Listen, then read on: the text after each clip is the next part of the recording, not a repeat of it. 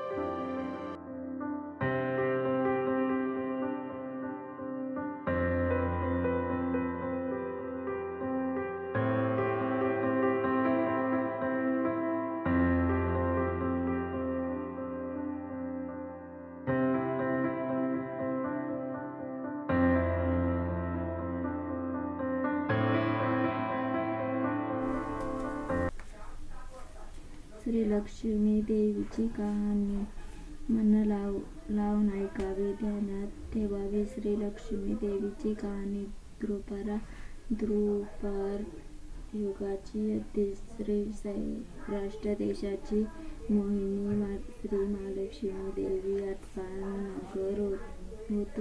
नगरात एक राजा होता. त्याचे नाव होतं भद्रश्रवा. दयाळू, शूर व प्रसादक्ष होता. देवा ब्राह्मणांना संतता सुखवीत होता. संतांना सुखवीत होता, आनंद देत होता. राजाच्या राणीचं नाव सुरचंद्रिका होतं. नाव सगळं पण स्वभावात अहंकार. मागील जन्मी ती एका वैश्याची पत्नी होती. तिचं नवऱ्याशी भांडण होई. भांडणानं वैतागली, रागावली, घराबाहेर पडली. चालत होती अनवाणी रानातून. तिथं तिला दिसल्या सुवासिनी. त्या करीत होत्या लक्ष्मीनृत्य. ते तिने पाहिलं. त्याच्याबरोबर तिनंही नृत्य केलं. दुःख विसरली, दारिद्र्य गेलं, परिस्थिती सुधारली. देवीची भक्ती पाळाला. त्याच्याबरोबर तिनंही नृत्य केलं. दुःख विसरली, दारिद्र्य गेलं. फळाला आली. कालांतराने ती मरण पावली. पुढे तिचा पुनर्जन्म झाला. स्त्रीचा जन्म पुन्हा मिळाला. पण भाग्य उजळले. भद्रश्रवा राजाची तिची झाला. ऐश्वर्य लोळ लागलं. गर्वाने ती फुगली. गरिबांना विसरली. चोऱ्या ताट्यानं फुगली. दासींवर रागावली. एकदा काय झालं, देवीच्याही मनात आलं राणीला आपण भेटावं, मागच्या जन्मीची आठवण द्यावी. ओळखते की नाही बघावं. राणी राजवाड्यात सुखाने राहत होती. राजाही कौतुक करी. तिचं लाड पुरवी. त्या दोघांना पुढे 7 पुत्र आणि 1 कन्या झाली. त्याचं नाव होतं शमाबाला. एके दिवशी काय झालं, देवीनं म्हातारीचं रूप घेतलं. फाटकं वस्त्र नेसली. माती मळवट फासला. हाती काठी घेतली. काठी टेकीत राणीला भेटायला आली.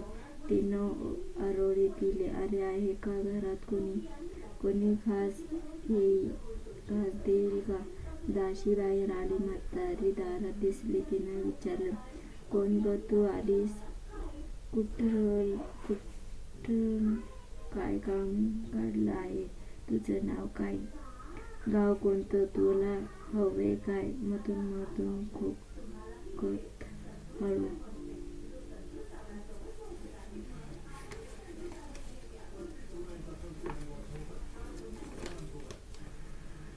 आवाजात म्हातारी सांगू लागली, माझं नाव कमला. दर घेऊन आले ग राणीला भेटायचं. कुठं आहे ग राणी? दासी म्हणाली, राणीसाहेब महालात आहेत. सख्यांशी गप्पा मारतायत. त्यांना सांगितलं तर माझ्यावर रागावतील. तुला बोलतील.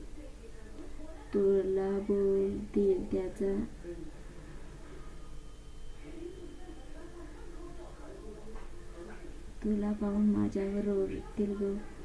उनतून बोलतील. त्याच्या सख्याची तुला हसतील. तू सारा आडोशाला बस.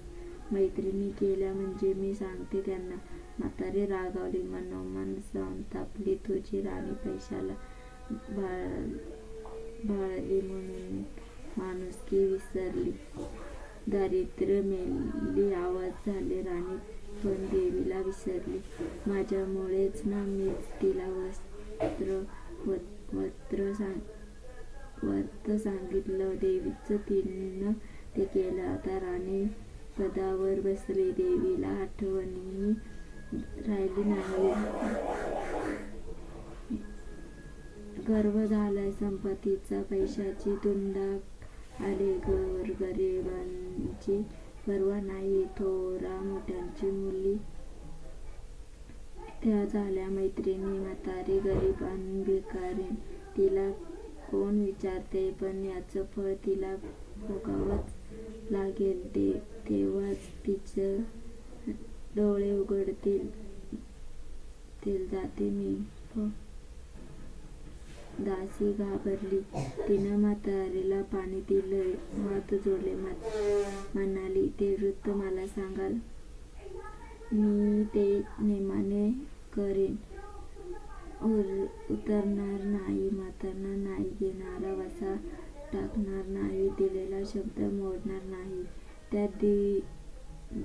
त्या दासीला व्रताचा वसा सांगितला. म्हातारी उठली. काठी टेकीत निघाली. तोच माडीवरून राणीची कन्या शमाबाला धावत आली. कळवळून म्हणाली, आजी रागावू नका. चुकली माझी आई. तिच्या वतीनं मी क्षमा मागते.